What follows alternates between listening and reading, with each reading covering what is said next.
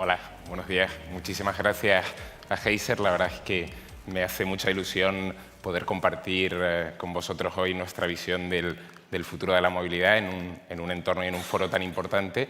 Y como canario, la verdad es que me hace mucha ilusión hacerlo en casa también, o sea que una doble ilusión hoy. Cuando hablamos de la movilidad en las ciudades, es inevitable pensar en el coche propio, que ha sido el centro y el gran paradigma de la movilidad de las ciudades desde los últimos 100 años, ¿no? Y aquí, con el famoso Model T, pues tenemos una imagen bastante icónica. Y lo que el coche propio supuso en su momento, y aquí lo intentamos ilustrar con algunos ejemplos de publicidad de coches, ¿no?, de los años 50 y 60, en este caso en Estados Unidos, es la enorme libertad que te daba el coche. La gente de pronto podía moverse con una independencia que antes era inimaginable, ¿no? Y eso es realmente lo que hizo que el coche propio se convirtiese en el gran protagonista de la movilidad en las ciudades.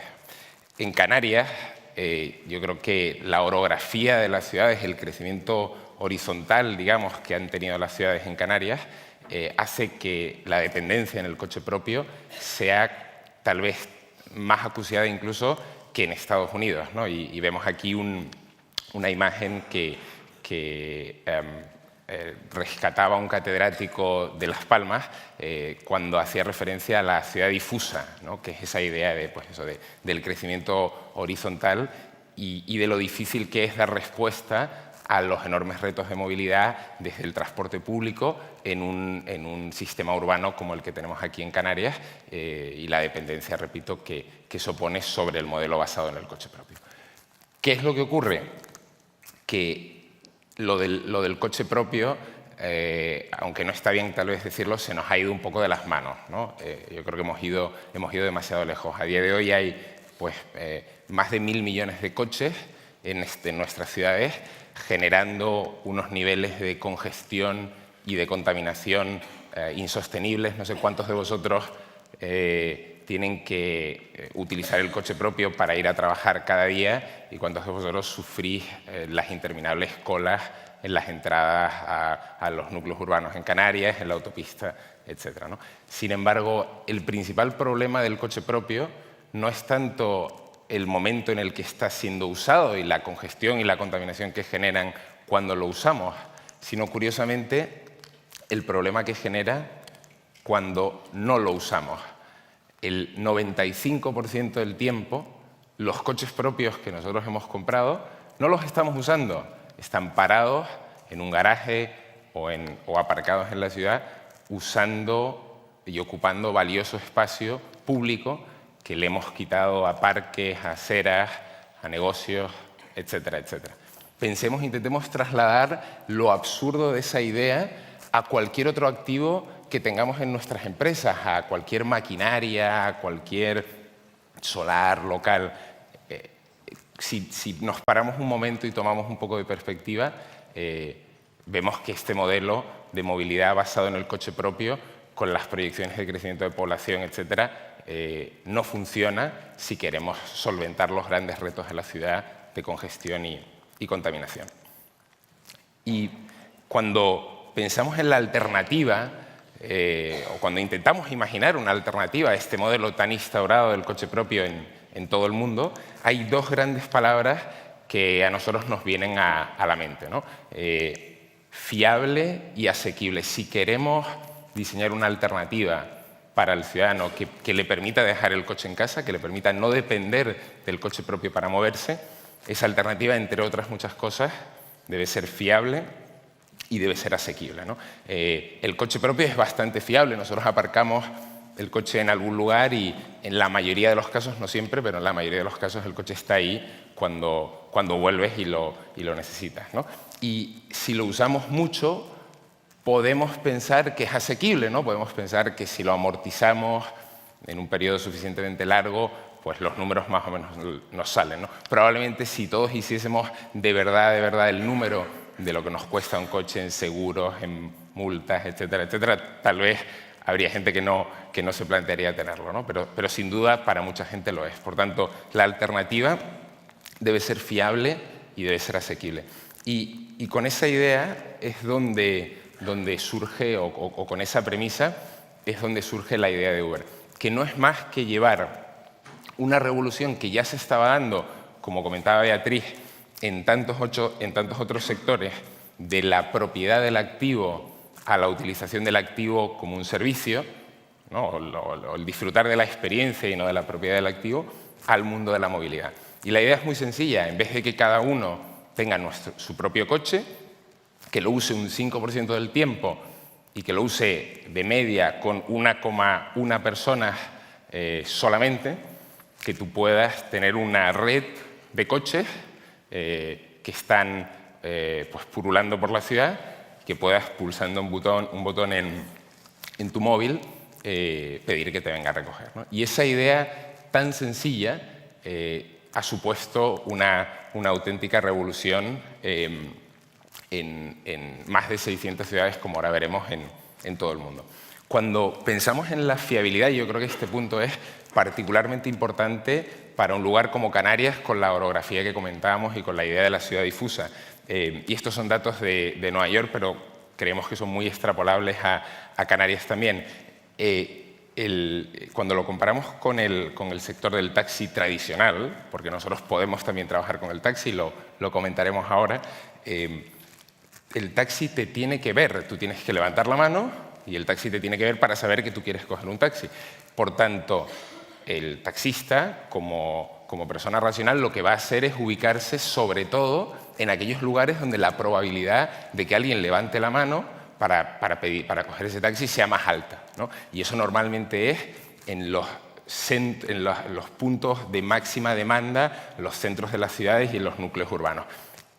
Y hace que toda la periferia quede desatendida, porque estar purulando por ahí en busca de clientes tiene menos sentido a menudo que hacerlo en el centro. Con un sistema como Uber, ya sea con taxis o con cualquier otro tipo de vehículo, como el coche no te tiene que ver, tú lo pides, la cobertura geográfica se expande muchísimo. En el caso de Nueva York, más del 50% de los viajes no se producen en el centro de Manhattan, como ocurre con el taxi tradicional, sino que se producen en la periferia.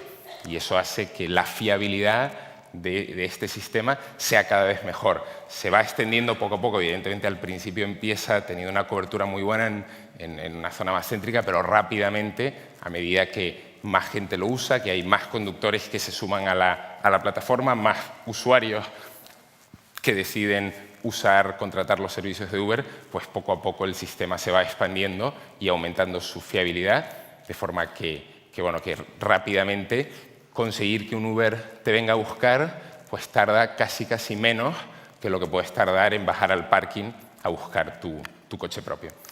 El segundo punto, yo creo que hay que darle aquí, hay una pequeña animación. El segundo punto es que sea asequible, ¿no? Y aquí hay una realidad que es difícil de superar. El coche tiene unos costes, ¿no? Si nos movemos a modelos eléctricos y de energías renovables, etcétera, puedes ir bajando el coste, pero ahí hay un límite complicado de superar, ¿no? Del salario del conductor, el coste de amortización del vehículo, el combustible, etcétera, etcétera. ¿Cómo podemos conseguir que el coste de usar Uber como servicio, como movilidad como servicio, sea cada vez menor y, por tanto, se pueda acercar más al de la alternativa del coche propio? Pues la idea ya existía, nosotros ni muchísimo menos la hemos inventado, lo único que hicimos es ponerle una capa de tecnología y tal vez ponerle un nombre un poco más molongui, que es esta idea de Uber Pool. Pero es muy sencillo, es poner más personas en menos coches. Nos dimos cuenta muy rápido de que cuando mirábamos los datos de las ciudades más maduras, en las que llevamos más tiempo operando, como San Francisco, por ejemplo, había en cualquier momento del tiempo mucha gente yendo del mismo punto A al mismo punto B casi simultáneamente. Estoy seguro de que si lo piensan, ¿no? Seguro que en muchas de las ocasiones en las que han ido en coche o han ido en un taxi, había probablemente mucha gente yendo prácticamente en la misma dirección. Oye, ¿qué pasaría si en vez de que cada una de esas personas tuviese que pedir un coche, pudiésemos enviarle el mismo coche y que recogiera a las dos personas y las llevara a cada una donde tuviera que ir. Y repito, esto es algo que el taxi estaba haciendo en muchísimos lugares en todo el mundo. Recuerdo la primera vez que fui a Beirut, los taxis de Beirut ya hacían Uberpool. Cuando subías te hacían una pregunta en árabe, yo no recuerdo ahora la expresión, que significaba si querías ir directamente a tu destino, en cuyo caso iba a ser un poco más, bueno, ibas a pagar el precio normal, vamos a decir, o si no tenías prisa y estabas dispuesto a desviarte un poco para que pudiese intentar recoger a otra persona y así poder dividir la tarifa. Por tanto, esto estaba totalmente inventado. Lo único que hicimos fue poner tecnología para que la probabilidad de que hubiese un match, de que hubiera un encuentro, fuese mucho mayor y que, por tanto, la probabilidad de meter a más gente en menos coches fuera mucho mayor, ¿no? Y sobre esto, la verdad es que nuestro equipo de producto y de ingeniería no ha dejado de innovar y de sorprendernos, ¿no? La última versión de Uberpool, que ya está disponible en varias ciudades en Europa, entre ellas, por ejemplo, París, la llamamos Express Pool, y a mí la idea me parece muy interesante. En vez de pedir el coche en un punto en concreto, digamos, justo en este número de la calle, que tal vez supone que el coche tenga que dar una vuelta, meterse por un pequeño callejón y perder valioso tiempo, ¿no? Y como dicen los alemanes, Zeit ist Geld, el tiempo es dinero, ¿no? Pues en vez de eso, tú indicas una zona en la que estás dispuesto a que se te recoja y el sistema lee en tiempo real, como comentaba antes Gonzalo, todos los coches que están yendo en direcciones similares a las que estás yendo tú en ese momento y te recomienda que en vez de pedir el coche aquí, camines 50 metros, que no nos viene mal hacer ejercicio un poquito, 50 metros no es tanto, y puedas coger el coche ahí, ahorrarte tiempo y ahorrar dinero. El tiempo que el coche tarda en llegar es el tiempo que tú tardas en llegar al punto de recogida y creas un sistema de movilidad en el que el coche recorre menos kilómetros, por tanto crea menos contaminación, crea menos congestión y tú pagas un precio más barato porque compartes el coste con otro pasajero, ¿no?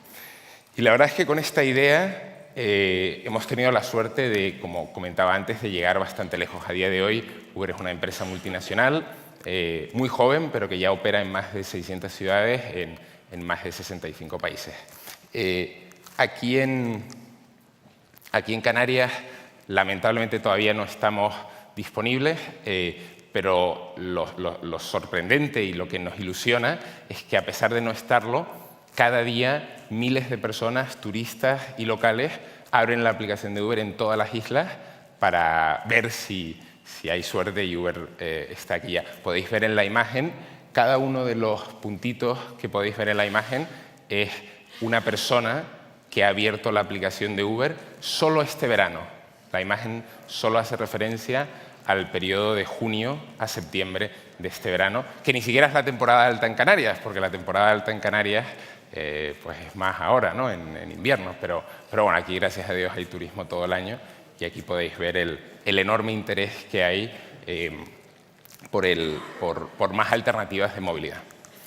Ahora bien, nos dimos cuenta también bastante rápido de que este modelo, que sí, que sin duda es innovador, de pasar, ¿no? del coche propio al coche como servicio o al coche compartido, no es suficiente si queremos que de verdad la gente deje su coche propio en casa. Y no lo es porque, aunque es más asequible que a otras alternativas tradicionales, no es lo suficientemente asequible. En la gráfica, lo que pueden ver, la línea horizontal supone, vamos a decir, el coste anual de tener un coche. Esto es una simplificación, aquí hablan de $10.000 al año, la cifra en el fondo es lo de menos, adaptémosla pues aquí a España o a Canarias, que podrían ser a lo mejor pues 7.000 euros o 8.000 euros o la cifra que sea, ¿no? Y las dos gráficas y las dos líneas en color verde suponen el coste comparable de hacer la misma movilidad, de hacer los mismos trayectos, pero en vez de en un coche propio, combinando Uber y el transporte público. Porque, como veremos ahora, Uber no pretende ni mucho menos sustituir al transporte público, pretende complementar al transporte público para sustituir al coche propio.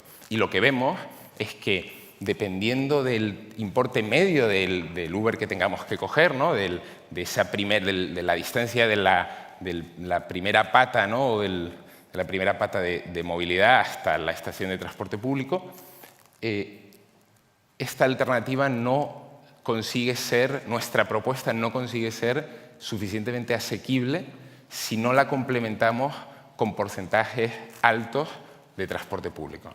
En este caso, pues vemos que pueden estar entre el 60 y el 80%, dependiendo del importe, ¿no? Esto, por supuesto, en Canarias sería ligeramente distinto porque, repito, por la orografía de la ciudad difusa, la posibilidad de que el transporte público pueda llegar a todas partes es más complicado, por tanto, habría que también pensar en otros modelos. Pero la idea central que os quería transmitir es que no se trata, repito, de sustituir al transporte público. Nada es más eficiente que el transporte público para mover a mucha gente simultáneamente en la misma dirección, con las limitaciones que tiene, sino todo lo contrario, sino complementarlo.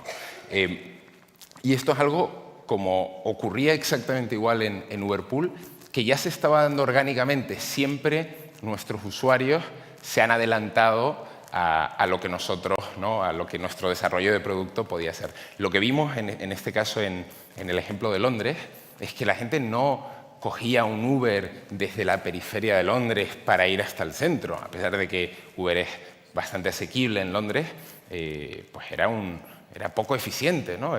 Todo el tráfico, etcétera, etcétera. Lo que la gente hacía era coger un Uber desde el lugar donde vivieran las afueras hasta la boca de transporte público más cercana, y desde allí, en esa primera milla o esa primera pata que comentábamos antes, y desde ahí cogía transporte público para ir al centro. Y si en el centro tenía que coger otro Uber para llegar a otro lado, pues lo hacía o ya caminaba, ¿no? Y esto ocurría de forma totalmente orgánica, sin que nosotros tuviésemos que hacer absolutamente nada. Pero lo que vimos es que había una oportunidad tremenda de ir un paso más allá y de colaborar con las instituciones de transporte, con las agencias de transporte de las ciudades en las que operamos, para ver si juntos podíamos contribuir a cambiar el hábito de consumo de los ciudadanos y que cada vez más gente quisiera dejar su coche en casa. Estos son algunos ejemplos de agencias de transporte en Estados Unidos, en Asia y en muchos otros lugares donde hemos colaborado. Y aquí algunos de los ejemplos que a mí me llaman más la atención de colaboración están en inglés, pero os cuento brevemente, sobre todo el primero, que a mí es el que personalmente me gusta más. Probablemente muchos de vosotros hayáis oído hablar de los parkings disuasorios, ¿no? Que es esa idea de, en vez de, para que la gente no quiera ir con su coche propio desde fuera hasta el centro de la ciudad, construya usted un parking en las afueras, que la gente haga ese primer tramo en coche, aparque el coche ahí gratis y desde ahí coja transporte público. Nosotros creíamos que eso no tenía sentido, que se quedaba a medio camino. La gente no podía tener el coche, pero solo para hacer un trayecto corto y luego y luego coger transporte público. ¿Por qué no invertir esa misma cantidad de dinero que se iba a usar para construir un coche propio, un parking disuasorio, en subvencionar trayectos de Uber para que llevasen a la gente desde donde viviese hasta esa boca de metro? Y poder eliminar la dependencia en el coche propio, eliminar el coche propio, la congestión que suponía, y el parking y todo el espacio que ese parking estaba ocupando, ¿no? Y ese es un proyecto que hemos hecho en Nueva Jersey, y sobre esa idea pues os podéis imaginar la cantidad de alternativas que se pueden pensar cuando desde la administración pública se toma, como nos contaba Gonzalo, una perspectiva más fuera de la caja, más out of the box, sobre cómo resolver los retos de movilidad de las ciudades y de cómo esa línea entre el transporte público, los viajes en coche compartido, etcétera, empieza a ser cada vez más difusa y donde se trata de sumar y de colaborar, ¿no? Y en ese sentido, y construyendo sobre lo que comentaba Beatriz sobre la importancia de los datos, en Uber sin duda el movimiento genera muchísimos datos. Nosotros no vendemos los datos en absoluto, no es nuestro modelo de negocio, a diferencia de otras compañías. Nosotros solo usamos los datos para mejorar nuestro servicio, para ofrecer una experiencia mejor, y en este caso puntual los ponemos al alcance de las administraciones públicas y de las agencias de movilidad los datos agregados de todos los viajes que se dan en esa ciudad para ayudar a la administración a tomar mejores decisiones sobre sus políticas de movilidad, para entender desde políticas semafóricas, parkings disuasorios, construcciones de nuevas autopistas, parkings, etcétera, etcétera, ¿no? Imaginemos si pudiésemos tener en tiempo real acceso a esa información y pudiésemos ver el impacto que las decisiones que vamos tomando tienen en los patrones de movilidad y de tráfico, etcétera. Ahora bien, de nuevo, para los que yo creo que a Canarias no sé cuántas alternativas hay de estas ya. Si habéis estado últimamente en Madrid, por ejemplo, tal vez hayáis visto la cantidad de nuevas alternativas de movilidad que están surgiendo en las ciudades: bicis, patinetes eléctricos, motos compartidas, car sharing de todos los colores y de todos los sabores, ¿no? Sin duda esto es un paso más en esa misma dirección que comentábamos antes, de que pasamos de la propiedad del activo, de que cada uno de nosotros tenga que tener su propio patinete, su propia bici, su propia moto, su propio coche. Eso claramente no tiene sentido. Por el contrario, que todo el mundo pueda hacer uso de todos esos activos cuando los necesite de una forma eficiente, ¿no? Y ahí la idea, la gran visión de Uber en este sentido es convertirse en una plataforma de movilidad que pueda integrar a todas esas alternativas en una única aplicación, para que con un mismo usuario, con una misma tarjeta de crédito, y para mí muy importante, y yo no me canso de repetirlo, con un mismo canal de atención al cliente, que es una de las grandes innovaciones tan sencilla y que creemos que añadimos, tú puedas acceder desde una única aplicación a todas esas alternativas. Aquí vemos un poco la experiencia con las bicis de Jump, que ya están disponibles en varias ciudades en Estados Unidos y que seguro llegarán a Europa pronto, primero a Berlín y luego a otras ciudades. Tú desde la aplicación puedes ver dónde están las bicicletas, reservarlas y cada vez imaginar un futuro,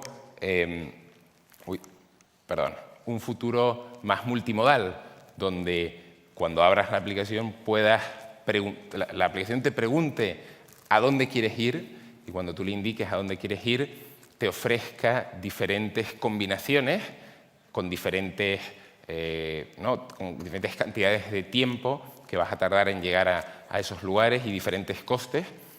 Tal vez en un determinado momento, como comentaba antes, estaba lloviendo y lo que quieres y llegas tarde a una reunión y lo que quieres es llegar lo antes posible, y lo que vas a hacer es pedir un coche que, aunque tal vez te vaya a salir un poco más caro, pues te va a llevar lo más rápido posible, mientras que en otro caso, pues a lo mejor hace un día genial y lo que te apetece es dar un paseo por la ciudad y puedas hacer un primer tramo en una bici, por ejemplo, hasta una boca de metro, hacer un tramo en metro y luego hacer un último tramo, pues, por ejemplo, en transporte público, ¿no? Y no solo darte información, porque ya hay muchas empresas que te dan información sobre esto, ¿no? Google Maps te da información sobre diferentes formas de llegar a tu destino, sino que puedas hacer la experiencia entera, que puedas comprar, pagar, recibir atención al cliente y que la aplicación te acompañe en todo ese trayecto con una experiencia única. Y que esa misma experiencia que usas como residente en Madrid, en Barcelona y esperamos que pronto en Canarias también, puedas también tenerla en cualquiera de las otras ciudades en las que vayas, ¿no? A mí me gusta mucho una campaña que hemos lanzado recientemente en los aeropuertos que reza Uber in English is Uber. Uber en inglés es Uber.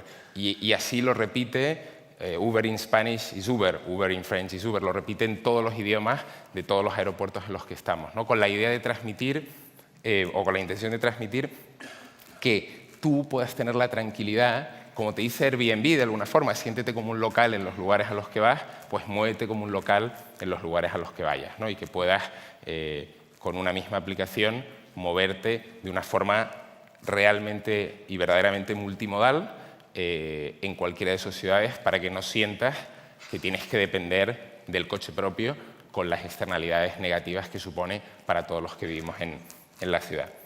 Quería terminar nuestra visión del futuro de la movilidad con un vídeo que os cuenta un poco la experiencia de una alternativa más de movilidad que vamos a añadir al ecosistema de Uber dentro de nada. Tiene un nombre un poco rocambolesco en inglés, lo llaman Vertical Takeoff and Landing o por las siglas VTOL. Normalmente no me dejan decirlo, pero es que yo creo que es eso, es un coche volador, ¿no? Y llamémoslo por su nombre. Y aunque pueda parecer muy futurista, pues va a ser una realidad en 2020, que está a la vuelta de la esquina en Los Ángeles, en alguna ciudad más en Estados Unidos y seguro que muy pronto en Europa o fuera de Estados Unidos. Y estoy convencido de que no dentro de mucho también ¿por qué no?, en Canarias. Entonces, si podemos poner el vídeo.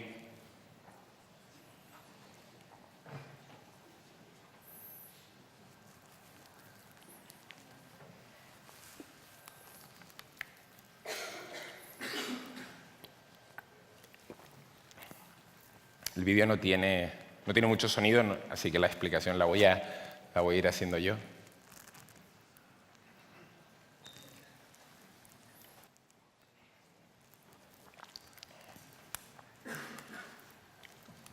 La idea... Típico.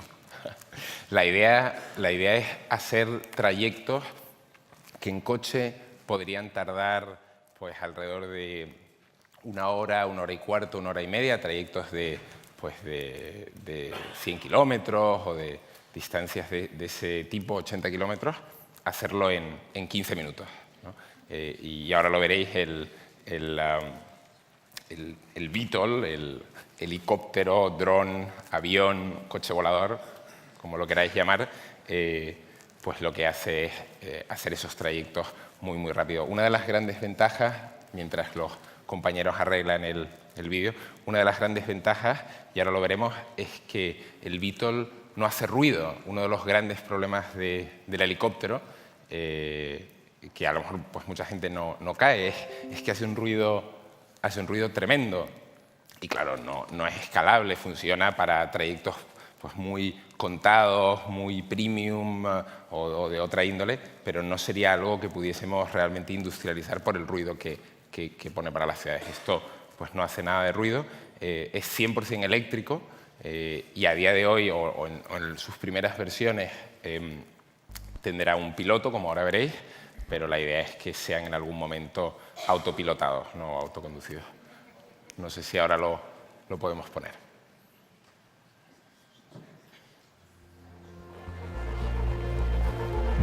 La chica acaba de salir de trabajar, abre la aplicación de Uber, selecciona la opción de Uber Air, le indica el edificio donde va a coger el...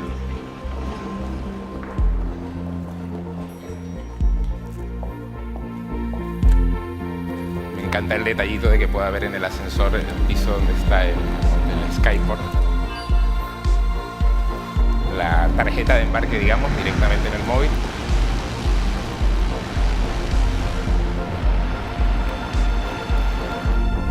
Imaginemos encima de los grandes edificios plataformas donde estos vehículos se van cargando, recogiendo y saliendo pasajeros constantemente, de forma que puedas tener una capacidad de volumen con poco espacio vertical muy grande, ¿no? Saltarte toda esa cola de la autopista del sur, terrible.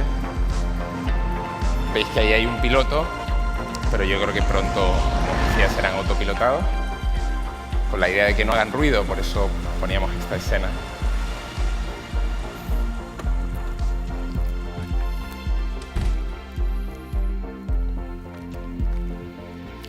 Para que la gente pueda llegar a casa y pasar tiempo con familia, que es lo importante, y no parados en un atasco.